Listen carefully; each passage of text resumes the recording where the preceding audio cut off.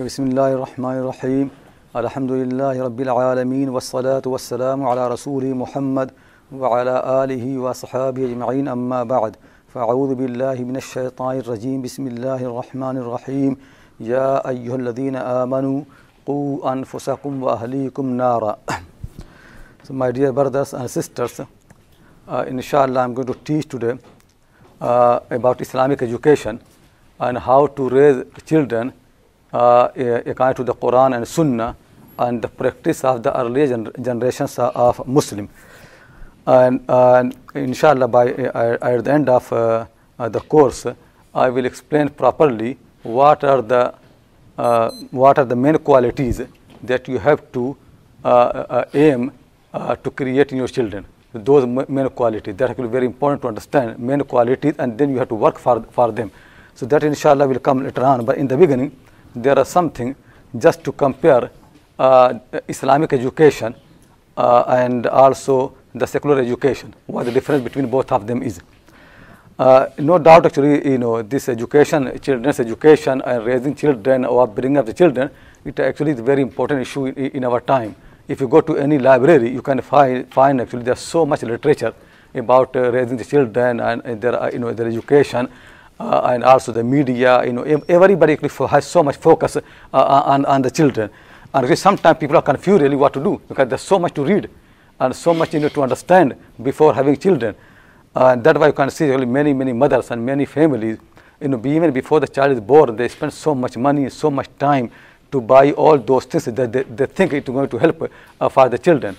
The many things for the house, and also many things they can think they can increase their intelligence and computer games and this and that electronic things. They spend so much money, and many of them sometimes they don't use. But people actually so much concerned about it. Even before the child is born, everybody is so much concerned. No doubt, it is a matter of concern, and you can see actually the whole purpose of the marriage in Islam is children. Allah subhanahu wa ta'ala has created the mankind to worship Him, and then He wanted this worship to continue in the future generation, and for that purpose He made the marriage. So people have marriage and then they have children. So children have an environment where they can learn how to worship their Lord. So the whole purpose of the marriage basically is to have children and then to educate them, to teach them how to worship their Lord. So that is the whole purpose. So if people have concern, their concern actually is justified. They should have concern. No doubt people should actually worry about the children. One thing actually keep in mind, when very often people only focus on one thing, that soon we are going to have children. When people get married, their concern become more about the children. But understand this thing, when actually a child is born, at the same time a father is also born. And also at the same time a mother is also born. So it is not only the birth of the child, actually birth of the child, birth of the father, and birth of the mother. So three are coming to. People are only concerned about the child. They are not concerned about the father, about the mother. So the three things happening. When people get married and they get children, now they are not husband and wife. Now in the house we have a father, we have a mother, and we have a child. And the father and mother, they have to understand their role properly, for the family.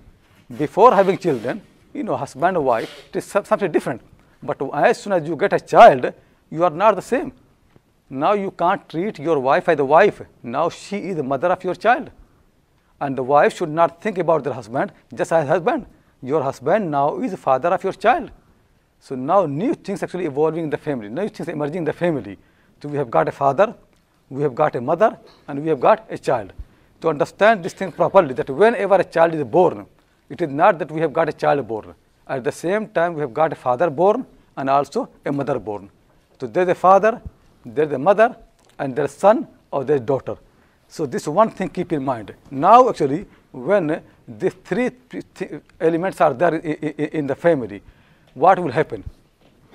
People actually mostly, because the father and mother, they think really, they have done what they have done. Now they have to focus for the children. This is wrong.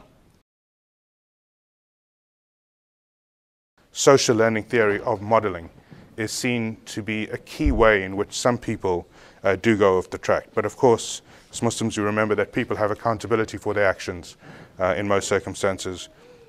But certainly, when raising children, what you do is more important than what you say.